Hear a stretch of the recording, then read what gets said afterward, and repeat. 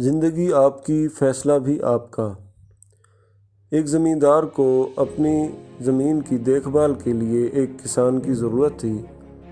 بہت سارے کسان نوکری کے حصول کے لیے اس کے پاس آئے، لیکن اس کا دل کسی پر بھی نہ ٹک سکا۔ بالآخر ایک کسان پر وہ مطمئن ہو گیا۔ زمیندار نے سوال و جواب کے اس نشست میں اس سے آخری سوال پوچھا، اپنی کوئی خوبی بتاؤ۔ کسان نے مسکرا کر جواب دیا، سرکار، جب کبھی آندھی طوفان آ جائے یا موسلا دھار بارش ہو تو میں اطمینان سے سوتا رہتا ہوں۔ ایک لمحے کے لیے زمیندار کو جھٹکا لگا، لیکن مذاق سمجھتے ہوئے زمیندار نے اس کے جواب کو نظر انداز کیا اور خود بھی ہنس دیا۔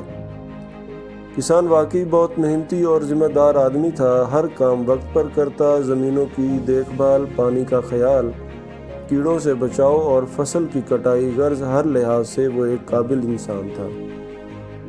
اچانک ایک رات زور کی آندھی آئی، تیز ہوا کے جھکڑ چلنا شروع ہوئے اور تھوڑی ہی دیر میں رمجم شروع ہو گئی۔ بارش کیا تھی، آسمان سے سمندر برس رہا تھا۔ گرج چمک دل دہلا رہی تھی۔ زمیندار کی آنکھ کھلی تو وہ آندھی اور بارش کے پرواہ کیے بغیر کسان کی کٹیا کی طرف بھاگا اور کٹیا پر پہنچتے ہی اس نے زوردار طریقے سے دروازہ پیٹنا شروع کر دیا۔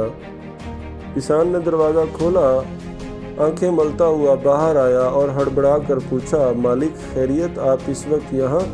زمیندار نے دو چار لمبی لمبی گالیاں سنائیں اور بولا، ابے بے وقوف، نظر نہیں آتا کیسی آندھی اور بارش ہے؟ تم مویشیوں کا خیال رکھنے، بیجوں کو گیلے پن سے بچانے، ٹریکٹر اور مشینوں کو بارش سے محفوظ کرنے کی بجائے ادھر لمبی تان کر سو رہے ہو۔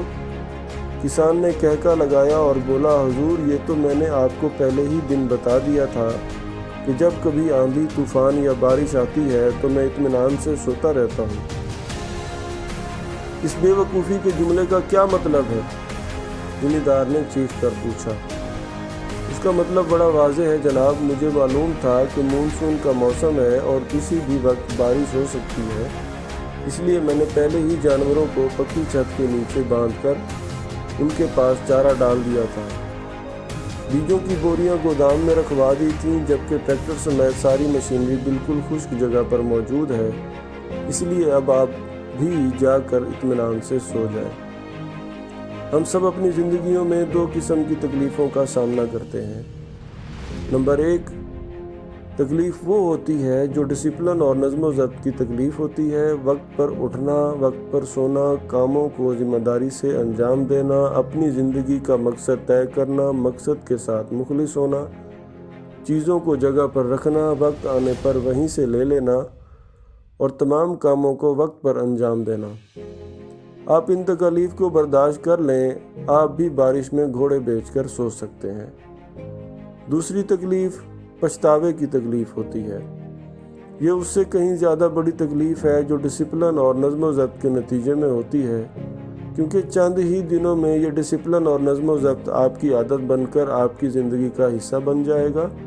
لیکن پچھتاوے کا مسئلہ یہ ہے کہ یہ کبھی بھی آپ کی عادت نہیں بن سکتا۔ پچھتاوا حسرت ہوتا ہے اور حسرتوں کو شاعر کہیں اور ہی بسانے کا بولتا ہے، کیونکہ دل داغدار میں پھر اتنی جگہ ہی کہاں ہوتی ہے کہ وہ ان پچھتاووں کا بوجھ اٹھا کر گھوم سکے۔ اسٹیو جابز کے الفاظ ہیں کہ میں روز رات کو سونے سے پہلے خود سے پوچھتا ہوں کہ اگر آج رات میں مر گیا تو کیا آج دن بھر میں نے ایسے کام کیے ہیں کہ جن کی وجہ سے میں اپنی موت پر مطمئن ہو جاؤں۔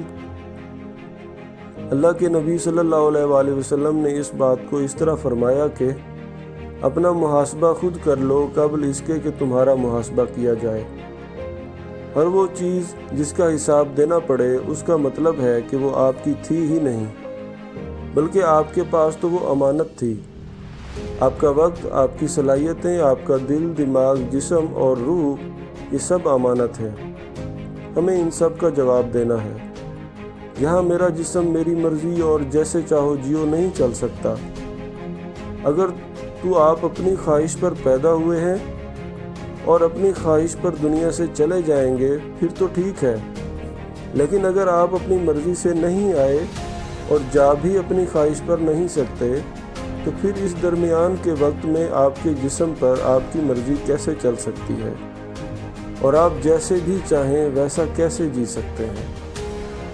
ہم بھی عجیب قوم ہیں، موٹر سائیکل کو بیوی بچوں کی موجودگی میں لٹا لٹا کر چلائیں گے لیکن وقت پر پیٹرول نہیں ڈلوائیں گے، گھر میں بجلی کے تار کرنٹ لگنے کے بعد ٹھیک کروائیں گے، نہ ہیلمٹ پہنیں گے اور نہ ہی سیٹ بیلٹ لگائیں گے، لیکن قصوروار صرف اور صرف حکومت اور سرکاری اداروں کو بنائیں گے۔ دنیا کے تمام مہذب ملکوں میں اسکول، کالجز اور یونیورسٹیز میں اکاؤنٹنٹ کی طرح ایک کاؤنسلر رکھنا بھی لازم ہے، جو بچوں کے شوق اور ان کی دلچسپیاں دیکھ کر ان کے لیے زندگی کے شعبوں میں جانے کی تجاویز اور مشورے دیتا ہے۔ لیکن ہمارے اسکول کالج تو ایک طرف یونیورسٹی سے نکلنے والے تک کو نہیں پتہ ہوتا کہ اسے کس طرف جانا ہے۔ ہماری قوم کے بچوں کے مستقبل کا فیصلہ وہ خود نہیں کرتے بلکہ ان کی پرسنٹیج اور فیلڈ کا سکوپ کرتا ہے۔ اور بچوں کی کیا بات، بقول واصف علی واصف صاحب، یہاں تو بڑے بڑوں کی آنکھیں اس وقت کھلتی ہیں جب ان کی آنکھیں بند ہونے کا وقت آ جاتا ہے۔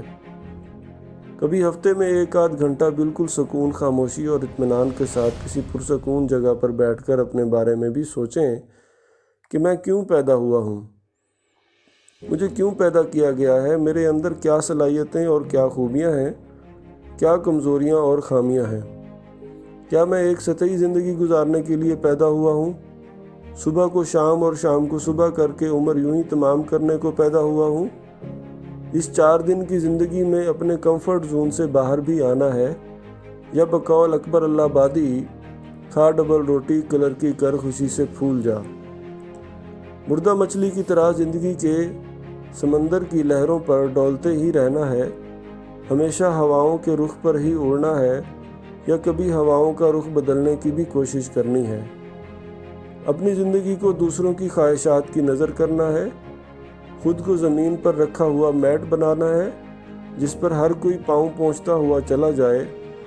اپنی دلچسپیوں، خوبیوں اور صلاحیتوں کا جائزہ لیں، اللہ تعالیٰ کی رضا کو پیش نظر رکھیں اور پھر اس کام پر لگ جائیں جس کے لیے آپ پیدا کیے گئے ہیں۔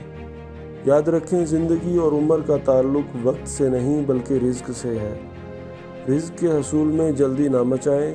لمبی عمر کے لیے اللہ کے نبی صلی اللہ علیہ وآلہ وسلم نے دوسروں پر خرچ کرنا، صلہ رحمی کرنا اور حسد نہ کرنا جیسی خوبیاں بتائی ہیں۔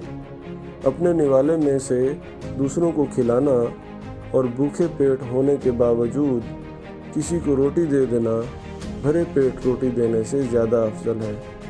اصل نیکی محض پیسوں کی صورت میں صدقہ و خیرات کرنا نہیں ہے بلکہ اپنے جیسے 10 لوگ تیار کر دینا بہت بڑی نیکی ہے۔ حضرت علی رضی اللہ تعالیٰ عنہ نے فرمایا، ایسے جیو کہ لوگ تم سے ملنے کی آرزو کریں اور جب مر جاؤ تو لوگ تمہاری میت پر آنسو بہائیں۔ لوگوں کی ناکامی کی وجہ یہ نہیں ہے کہ وہ محنت کم کرتے ہیں بلکہ ناکامی کی وجہ یہ ہے کہ وہ سوچتے بہت چھوٹا ہے۔ زندگی آپ کی ہے اور فیصلہ بھی آپ ہی کا ہے۔ بارش میں سو جائیں یا زندگی بھر گیلے کپڑے سکھانے میں نکال دیں۔